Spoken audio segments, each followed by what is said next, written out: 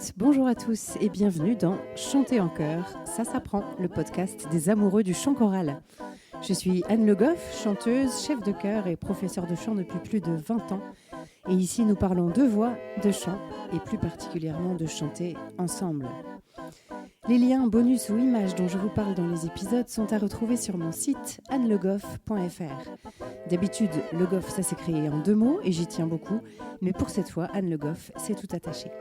Alors, si vous avez bien fait votre échauffement, c'est parti pour l'épisode d'aujourd'hui.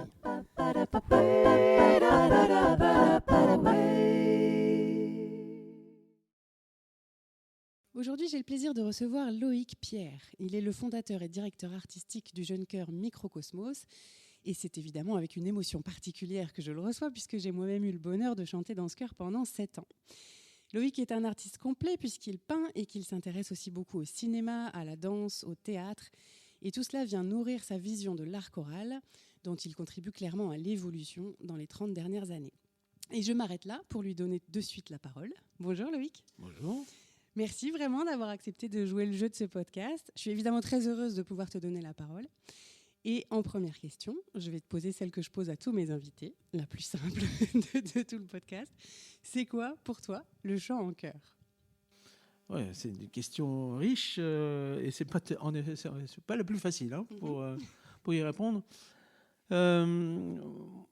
D'autant que c'est une question pour moi qui est pas, enfin dont la réponse n'est pas aisée parce que je suis pas issu du conservatoire, des classes de direction de chœur.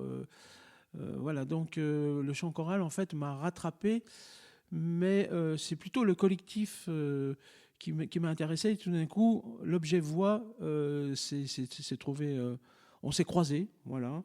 Merci de l'Éducation nationale, puisque Microcosmos est né dans une classe de 6e, 5e en 1989, 88, 89. Et donc, je me suis dit, tiens, l'objet voix, même si j'étais chanteur, ténor, mais voilà, dans les ensembles universitaires autrefois, voilà. Mais c'était plutôt le faire ensemble, le faire œuvre ensemble, qui m'est apparu évident pour moi, et donc la voix comme matrice première.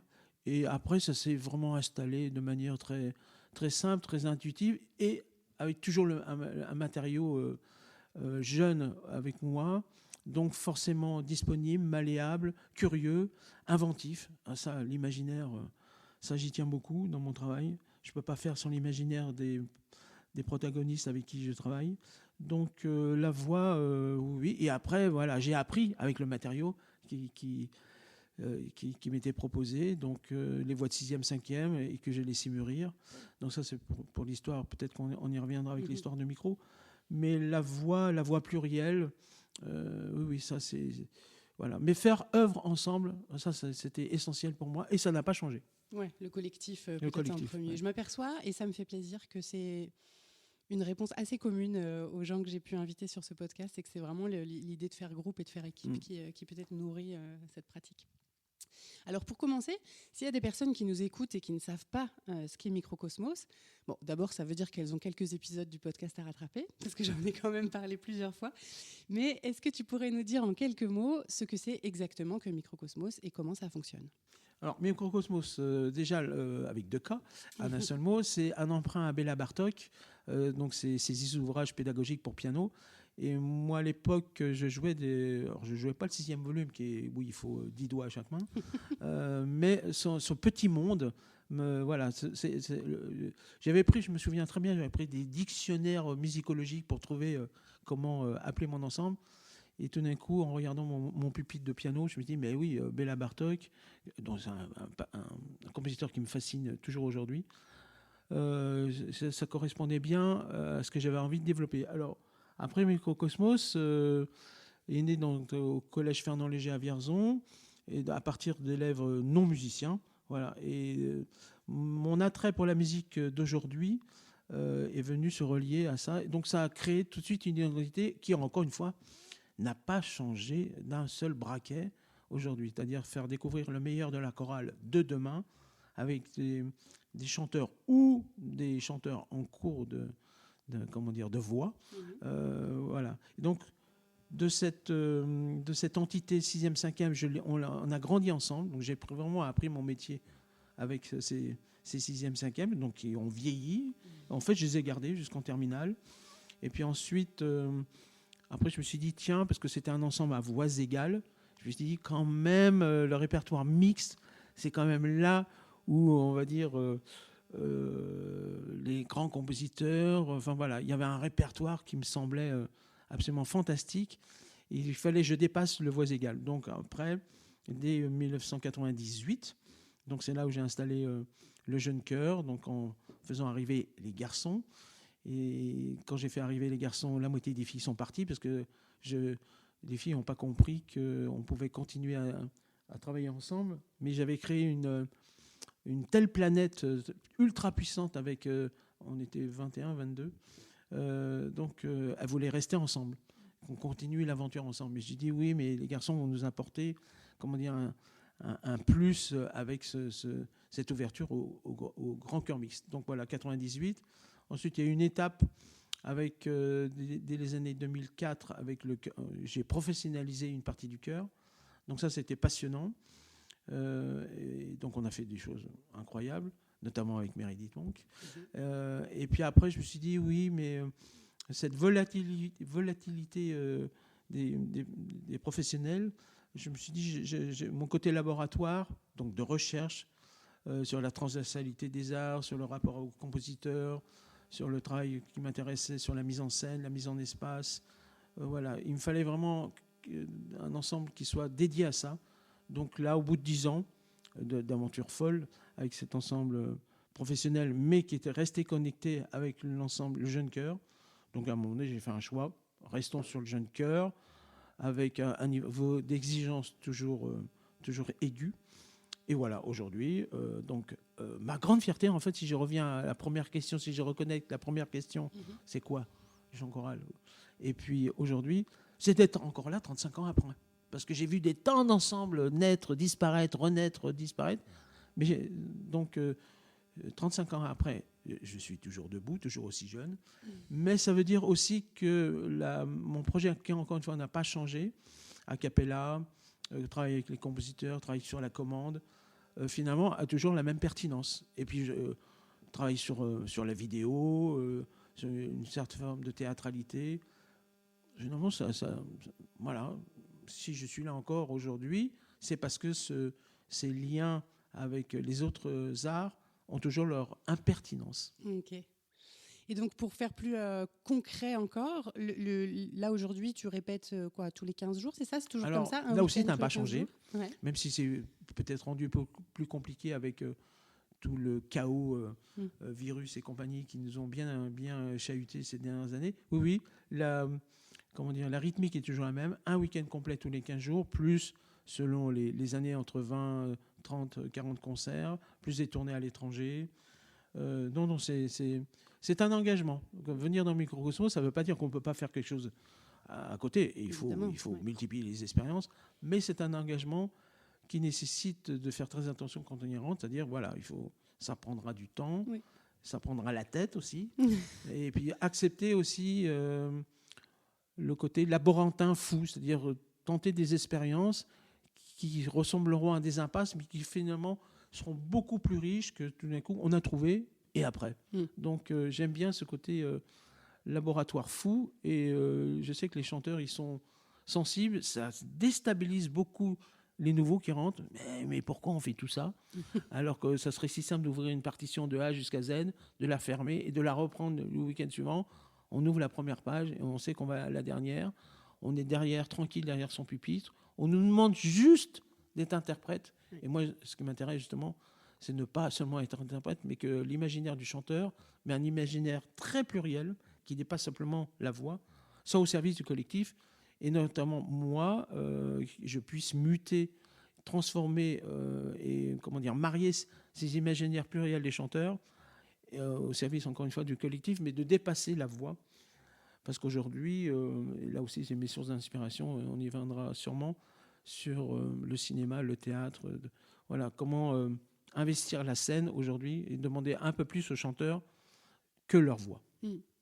Et donc, pour des gens qui seraient éventuellement intéressés, tu t'adresses à des jeunes gens de 18 à 30 ans à peu près? De 18 à 30 ans, et plus, c'est si. comment dire, l'air du temps. Non, mais moi, je suis pas, comment dire, le mot est un peu délicat, mais rigide là-dessus. C'est-à-dire que c'est vrai que je viens dans comment dire, le générique de tout ce que j'ai vécu. Voilà, on est parti de quelques voix de 6e, 5e. J'ai laissé évoluer. Et puis, moi, je dis toujours aux jeunes chefs, arrêtez de rêver, quoi. Vous avez un matériau, ok, vous avez que 3 basses et 42 sopranes, mais faites avec ce qu'il y a, et votre imaginaire de chef doit dépasser celui de l'interprète. Vous avez un matériau, à vous un matériau qui est riche, hein, et voilà, vous avez des oisillons affamés devant vous.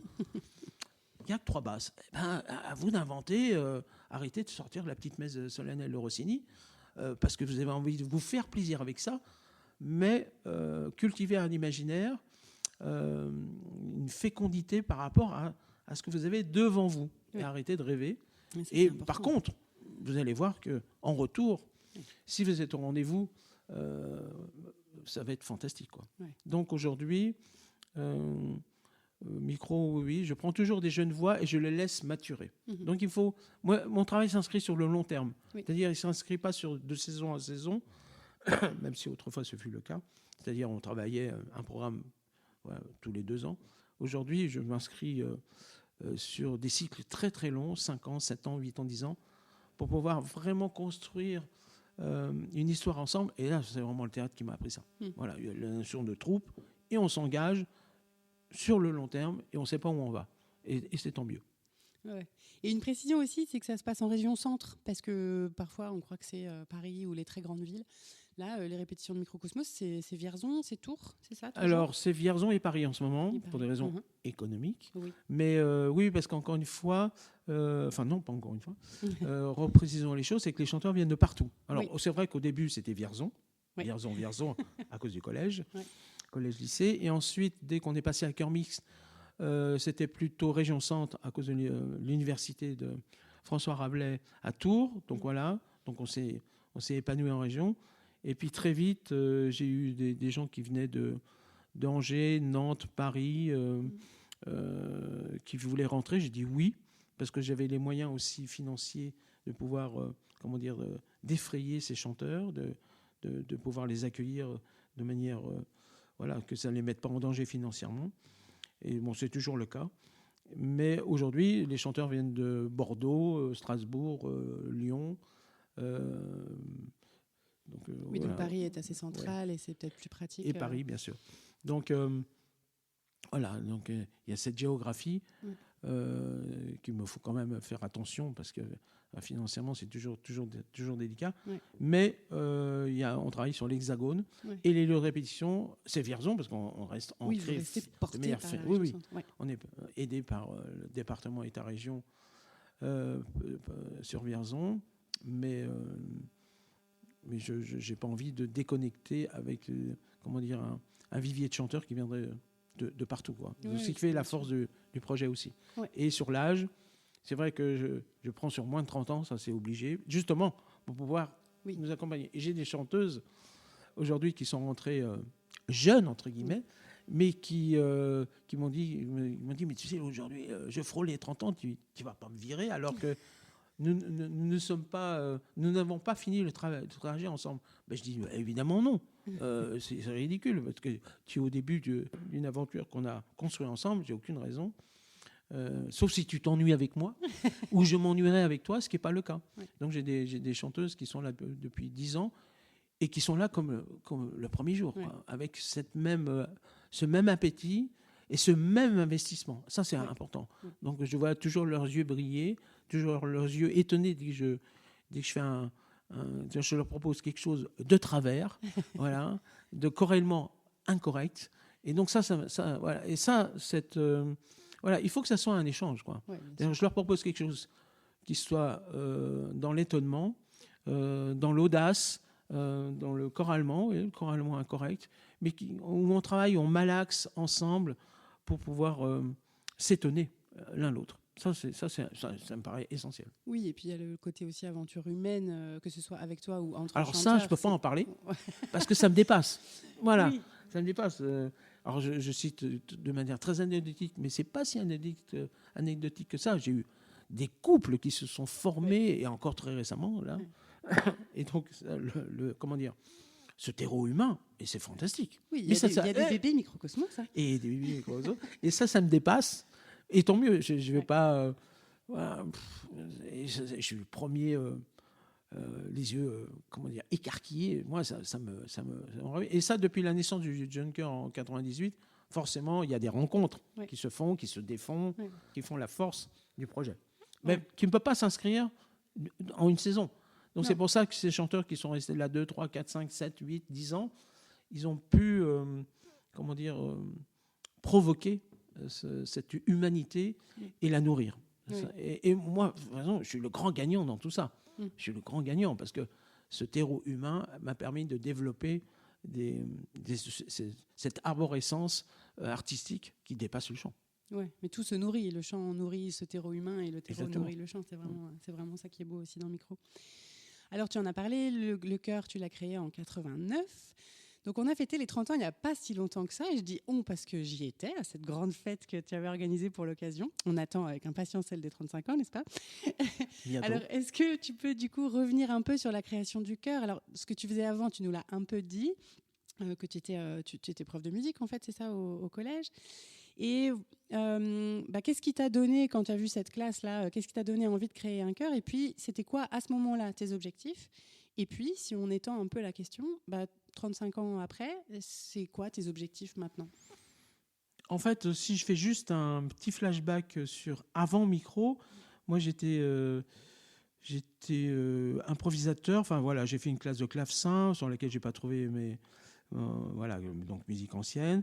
J'étais organiste. Alors ça, par contre, le côté orgue, je peux pas l'oublier parce que je travaille mon instrument comme un orgue. Donc cette fusion des timbres, cette puissance organique, ça j'y tiens. Donc mon passé d'organiste, je ne peux pas m'en défaire et je ne veux pas m'en défaire parce que j'ai eu l'occasion de travailler avec d'excellents maîtres.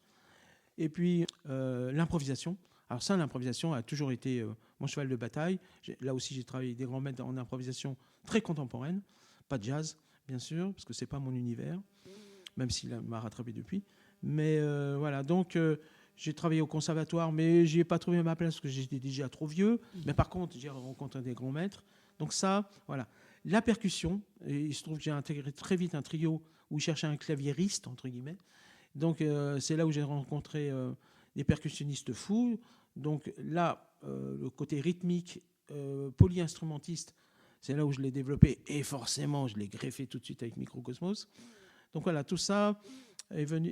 Et mon fond, voilà, j'ai chanté. Pas tant que ça, parce que moi, je ne suis pas chanteur. Ça, j'insiste beaucoup. C'est pour ça que je suis très bien entouré. Je me suis entouré de grands luthiers de la voix. Mais on va dire que la voix m'a toujours interpellé. Ça, c'est sûr que c'est quelque chose, une sensibilité, une polychromie qui m'a toujours questionné. Et donc, après, sur Microcosmos, voilà, tout ce territoire-là est venu, comment dire, faire grandir mon artisanat. Mais, par exemple, au collège Fernand Léger, donc où j'ai fait 15 ans, exactement, pile poil, j'ai fait des grands happenings avec mes élèves de 3e en particulier, où je demandais à mon professeur mon principal de collège si je pouvais avoir une année tous les élèves de toutes les sections de 6e, 5e pour faire des performances absolument gigantesques. Et alors, quand j'y pense quand j'y pense aujourd'hui, pardon, je me disais que ce que j'ai proposé dans les années 90, 12, jusqu'en 93, aujourd'hui, ça me serait, sur le plan de la sécurité, complètement impossible. Par exemple, j'ai proposé, parce que ça, encore une fois, ça nourrit ma planète Microcosmos, j'ai proposé de faire des pluies sonores avec 15 000 objets jetés de toutes les fenêtres du collège, en jetant, merci les porcelainiers d'ici, en jetant 1500 pièces par les fenêtres, etc., pour recréer 2 crescendo, avec une pluie sonore très, très, très tactile, avec des sons étonnants. Voilà, donc côté performance, côté happening, ça aussi, ça fait Ça m'a permis de cultiver mon art, mon identité, et puis cette curiosité. Voilà, où là, les élèves de troisième me disent, mais on va pouvoir jeter de la porcelaine. J'ai dit oui, mais pourquoi? Voilà. Ça fait quoi de jeter une porcelaine en dehors de l'euphorie que vous allez avoir? Mais intégrons ça dans un geste artistique. Donc, je ne leur disais pas en ces termes-là. Mais je pense que, pour donner une anecdote qui date d'hier, j'ai été faire mes courses dans une grande surface. Donc, j'ai scanné et il se trouve qu'à un moment donné, ça a bugué. Et donc, la dame est venue à ma rescousse. Il me dit, vous êtes Monsieur Pierre? Je dis, oui. J'ai été votre élève. Et donc, elle m'a rappelé qu'en effet, elle fait partie de ces gens qui ont jeté avec un plaisir inégalé, voilà, et qu'aujourd'hui, c'est resté dans leur mémoire d'avoir fait pas n'importe quoi, mais d'avoir pouvoir associer une euphorie du geste et de sortir de leur classe au service d'un grand fou là-bas. Mais 30 ans après, ils en ont encore ce fruit-là. Donc tout ça pour Microcosmos, c'est cet imaginaire, ce collectif et ceux qui sont que Microcosmos soit à la marge. À chaque fois, on me dit c'est quoi Microcosmos? Enfin, vous vous inscrivez dans quelle esthétique? Je dis je sais pas, mais je sais qu'on est à la marge. Et je reprends toujours ces mots de Jean-Luc Godard qui disait on lui demandait d'expliquer son travail. Il disait je sais que je suis à la marge, mais c'est bien la marge qui tient la page. Donc je pense que Microcosmos, on est toujours à la marge. On sait ce qu'on fait sans trop savoir ce qu'on fait. On sait qu'on est a cappella, mais pas dans quelle stylistique. Sauf qu'on sait qu'on fait de la musique d'aujourd'hui, mais les gens ne savent pas à quoi le mot correspond. Mais on sait qu'on est là, mais on ne sait pas trop où. Et ça me plaît bien. Ouais, on sait qu'on va être surpris. Et j'espère qu'on surprend encore. Ouais. Donc c'est vrai que tout le travail que je mène, sans vouloir à tout prix surprendre, moi ce que je veux, c'est que mes chanteurs se plaisent à travailler, à se surprendre eux-mêmes, et moi, que je continue à me surprendre moi-même. D'ailleurs, je cultive une audace sans vouloir la cultiver à tout prix, mais que je remets mon artisanat sans cesse en question. Mais pas pour moi-même, mais avec le matériau que j'ai en face. Je ne peux pas oublier qu'à chaque fois, j'ai forcément un petit turnover et que les nouvelles personnalités qui rentrent, eh ben, je devrais... Enfin, voilà, encore une fois, il y a un échange, il y a un fluide, il y a ce que j'aime bien, le mot organique, parce que voilà, on travaille ensemble, on malaxe ensemble, on se questionne ensemble. C'est un peu quand on dit, quand il y a une nouvelle personne qui rentre dans le cercle est différent, et tu es obligé de recomposer avec ce nouveau cercle. Exactement. Alors, moi, quand j'étais chez Micro, donc de 2009 à 2016, on avait mis en place un spectacle qui s'appelait La Nuit dévoilée. Alors, c'était immersif, on va dire, pour le public. Donc, les chanteurs étaient parfois en cercle autour du public, parfois on marchait, parfois on était devant eux. Tout était par cœur. Et donc, ça permettait vraiment de regarder les gens, de communiquer avec eux. Donc, c'était à la fois nouveau pour nous, mais pour le public, on sentait bien aussi que c'était vraiment une découverte, que c'était vraiment très différent par rapport au concert choral habituel. Alors moi d'ailleurs de mon côté ça a vraiment fait évoluer ma pratique de chef de chœur parce que j'ai vraiment du mal aujourd'hui à m'imaginer le concert en formation de chœur avec les partitions devant, ça me suffit pas du tout, ni en tant que chef, ni en tant que chanteuse, ni même en tant que public d'ailleurs. Alors de ton côté je sais que maintenant La Nuit dévoilée des années plus tard ça te semble presque un petit peu sage puisque maintenant tu as fait avec tes chanteurs des choses bien plus folles encore. Mais est-ce que tu peux nous dire à ce moment-là ce qui t'a inspiré, ce qui t'a donné envie de faire bouger le cœur, où est-ce que tu es allé chercher l'inspiration, et aussi qu'est-ce qui t'inspire aujourd'hui pour tes nouvelles créations qui sont, comme je le disais, peut-être encore plus folles et encore plus à la marge finalement? Alors, de toute façon, comment dire, les arts de la scène ont toujours interpellé, questionné mon propre geste artistique. Pour prendre un premier exemple, Micro est né en 1988-89 et dès 1996, par exemple, le cinéma, j'ai toujours été un cinéphile fou. Aujourd'hui, je suis un sériephile fou. Vraiment, c'est une nourriture essentielle pour moi. Et donc, dès 1996, avec les filles, on met en musique les 2 heures du film Métropolis, quand même. Aujourd'hui, quand j'y repense, je me dis, mais les filles étaient accros, quand même, à la nouveauté. Mais aussi parce que je leur proposais des grands maîtres. Et voilà.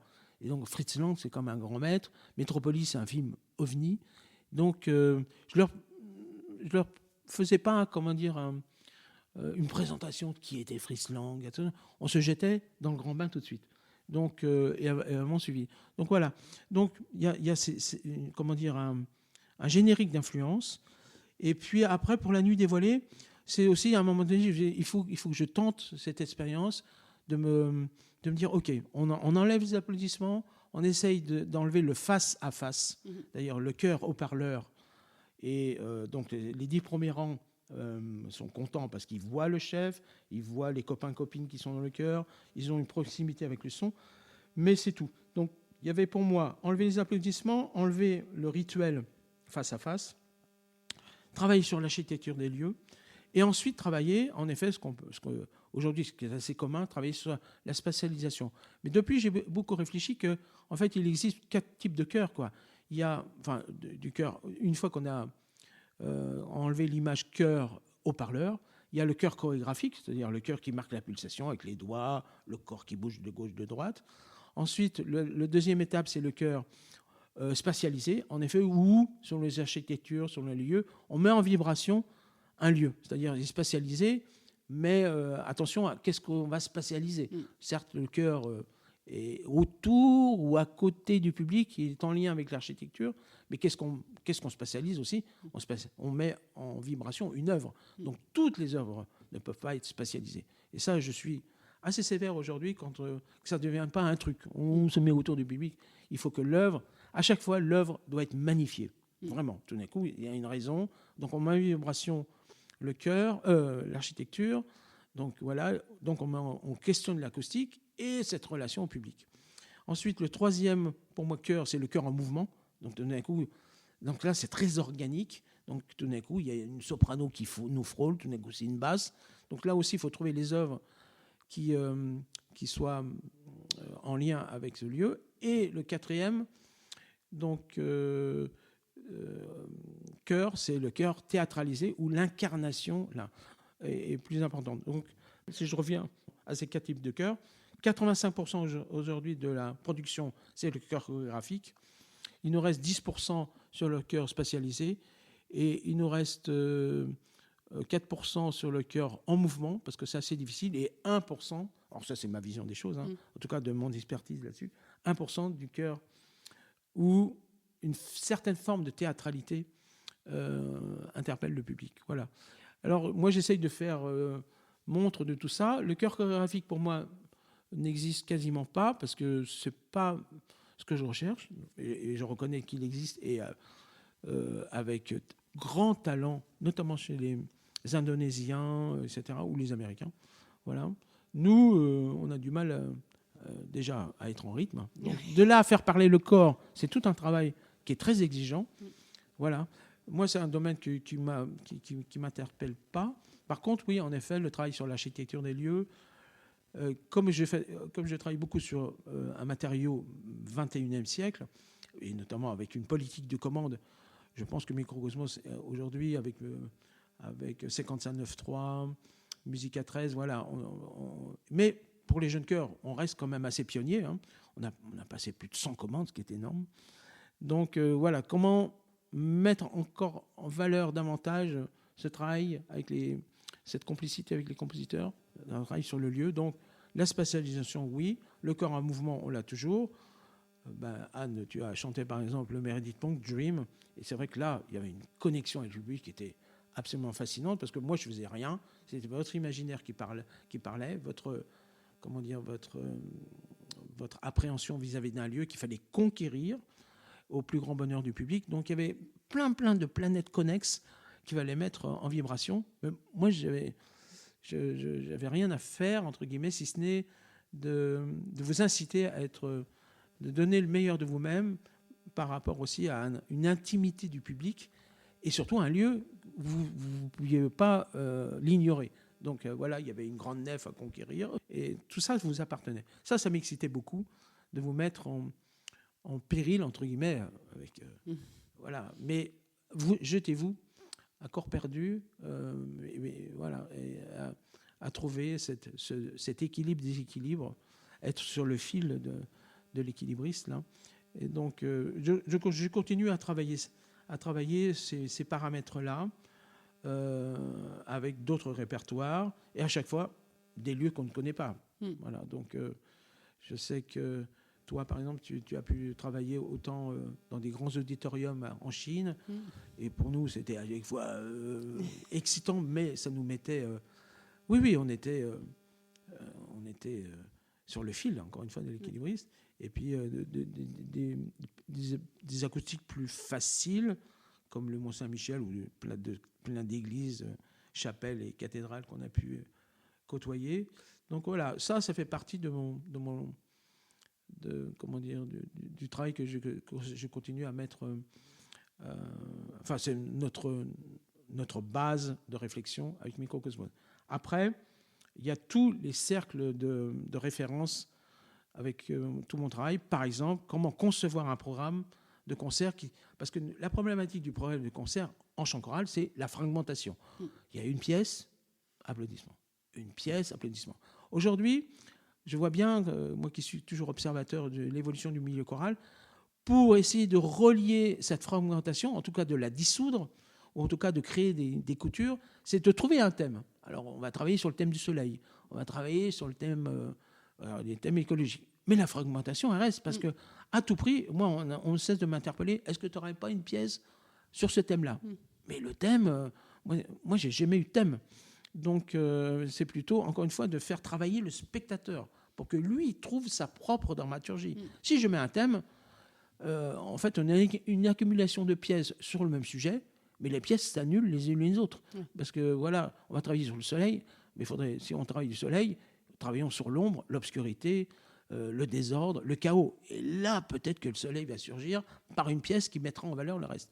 Et je ne vois pas ça dans le travail qui est rassurant pour le chef. Je vais accumuler tout ce qu'il y a autour de la nature, voilà, de l'écologie, mais on ne travaillera pas sur l'essentiel, et à savoir l'imaginaire du spectateur, qui lui devra... voilà, c'est les peintres qui m'ont appris ça. C'est-à-dire, Cézanne disait, moi, les objets sur la table, ça ne m'intéresse pas. Ce qui m'intéresse, c'est ce qu'il y a entre les objets. C'est là où le regardeur fera le tableau. C'est-à-dire ce qu'il y a entre les deux objets. Et là, le regardeur n'aura pas le même sens de l'espace et de la poésie du tableau par rapport au voisin qui aura vu ça de biais ou d'un autre travers. Donc voilà, ce qui m'intéresse, encore une fois, c'est mon travail s'inspire de la peinture, mais des cinéastes. Alors, par exemple, si je prends des cinéastes, quand on dit mais comment tu fais tes programmes ? Je dis, moi, c'est Scorsese, Martin Scorsese. Le montage de ces films, le Loup de Wall Street, par exemple, moi, je suis absolument fasciné par son sens de la pulsation. Et je me dis toujours, écoute, mon gars, le jour où tu feras des montages de programmes comme Scorsese maintient le public. Alors évidemment, le cinéma est un art très dirigiste. Voilà, un gros plan est un gros plan, un plan d'ensemble, un travelling, etc. Mais je conçois mes programmes comme ça. Et après, il y a le domaine du théâtre. Alors le domaine du théâtre, ça, Mouchkine me l'a beaucoup appris, c'est-à-dire en salle. Et moi, je peux pas, je n'oublie jamais ça. Il y a 600 regards différents. Donc il y a 600 points d'écoute différents. Donc en salle ou en église, le public il regarde ce qu'il veut. Il peut très bien regarder la première soprane parce qu'elle est jolie, et puis dit qu'il s'ennuie, et bien il s'en va. Le public s'en va ailleurs en disant tiens, demain il faut que j'aille acheter du cidre parce que j'ai plus rien en magasin. Donc là il y a cet ennui qui est toujours palpable, alors que le cinéma on est complètement dirigé, voilà, par cette métrique du montage, et il y a une incandescence des acteurs, etc. Donc moi j'essaye d'alterner entre la volatilité du public qui a le droit de s'ennuyer. Moi je revendique ce droit à l'ennui. Mais le diable, comme disait Peter Brook, le diable c'est l'ennui. Donc il faut qu'on soit très vigilant à cela. Donc voilà, qu'est-ce qu'on offre au public pour que le public soit toujours de l'effort d'être spectateur, quoi.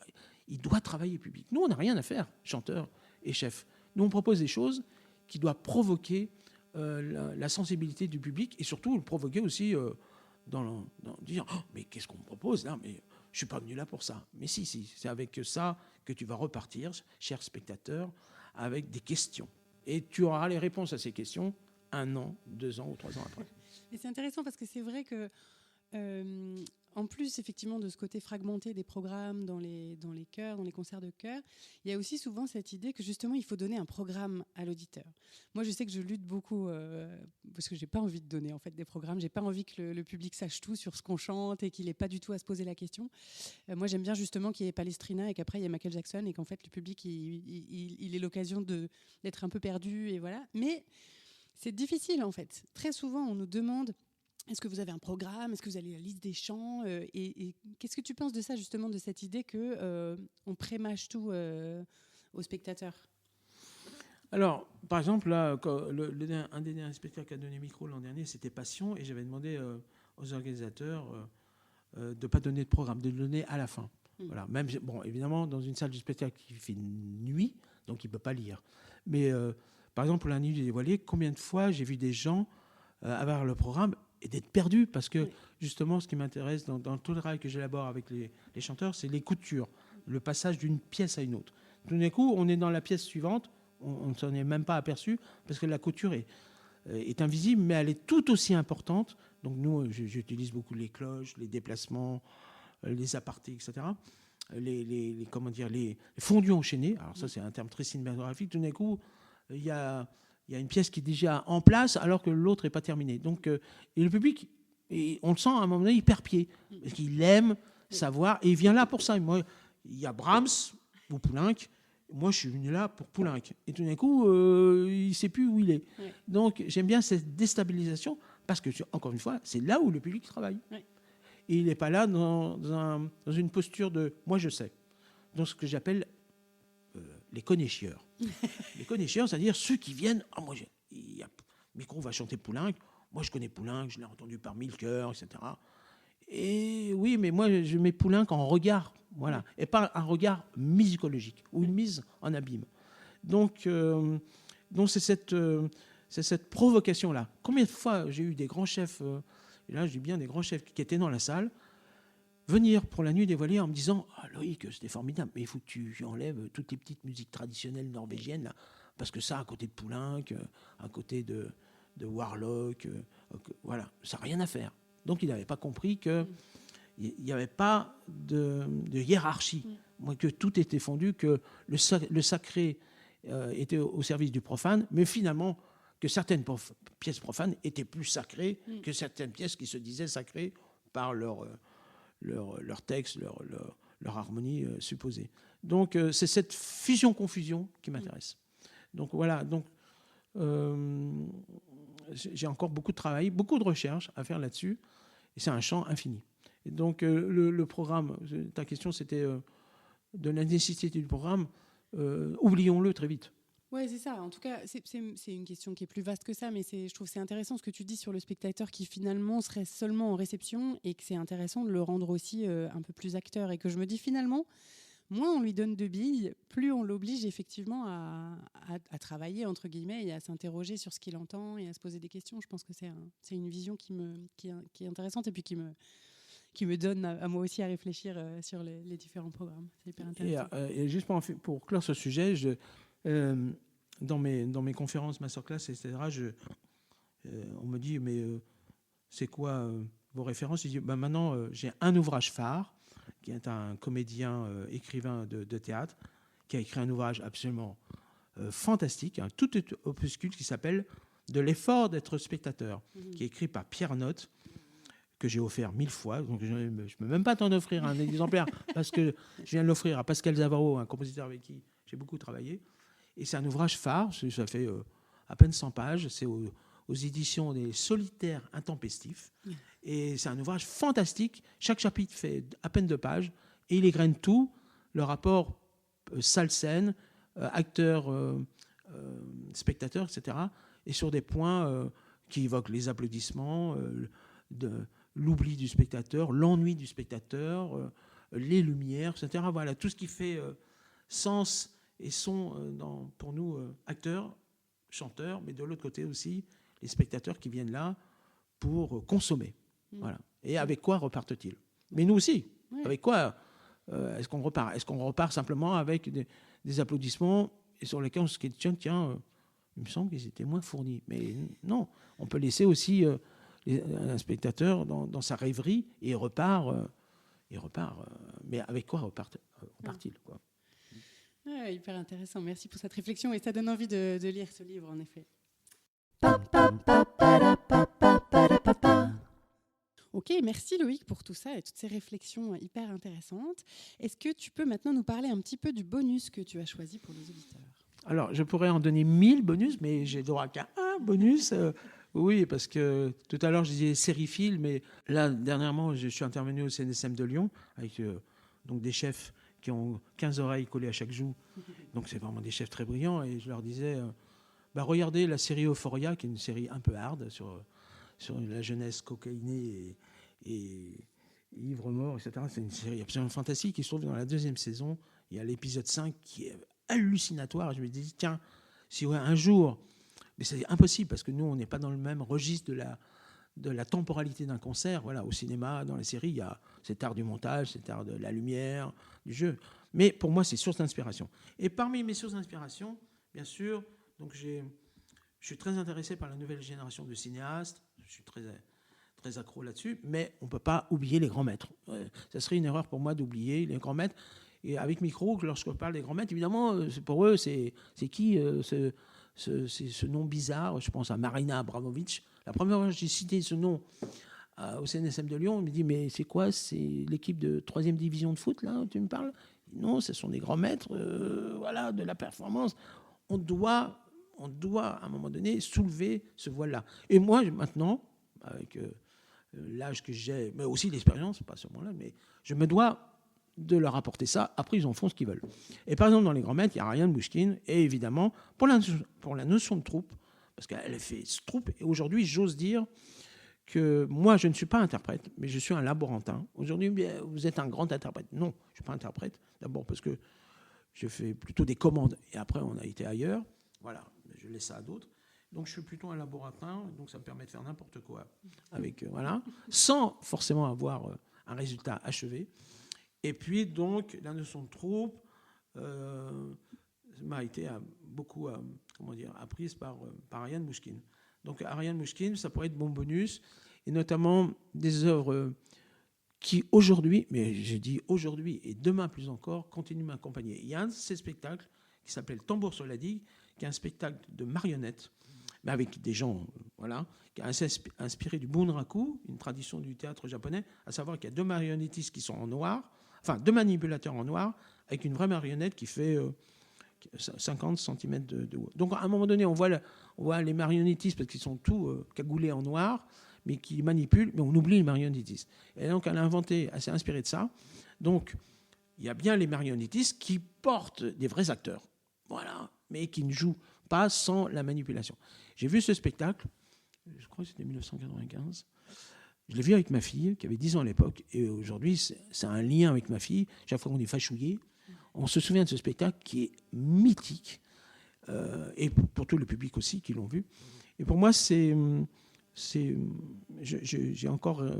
toujours cette, les couleurs, les points forts de ce spectacle qui est sur le plan dramaturgique. C'est pour moi une référence. Le jour où on devrait faire aussi bien, ce qui est mission impossible, mais voilà, on essaye d'atteindre ce Graal-là, pardon pour ma voix, et Tambour sur la digue, mais il n'y a pas que ce spectacle-là, mais il y a d'autres spectacles, d'autres metteurs en scène, d'autres films qui pourraient faire bonus.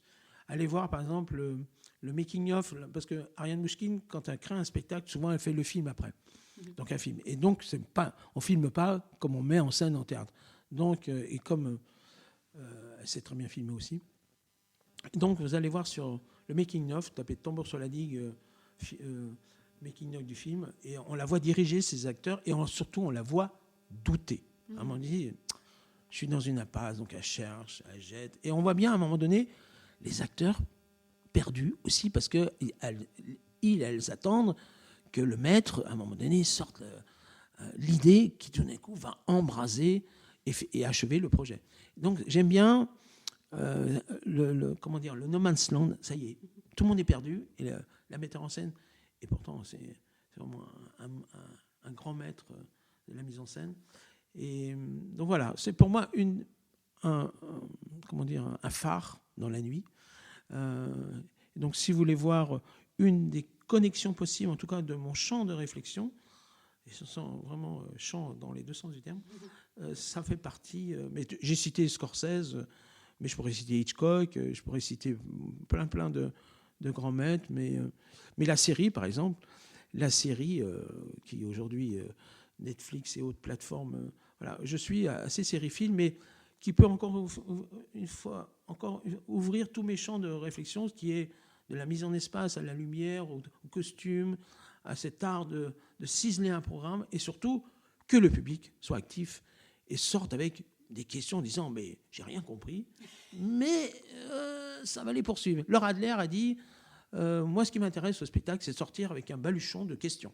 Voilà, tout d'un coup, j'ai pas tout compris, je sais, voilà. Et au fur et à mesure, je vais m'alléger de ce baluchon parce que je vais avoir des réponses, mais pas tout de suite.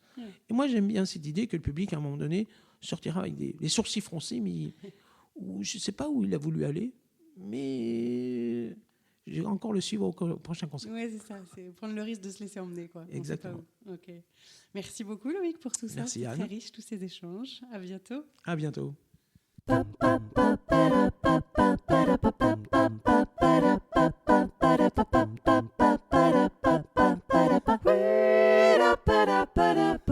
J'espère que cet épisode vous a plu.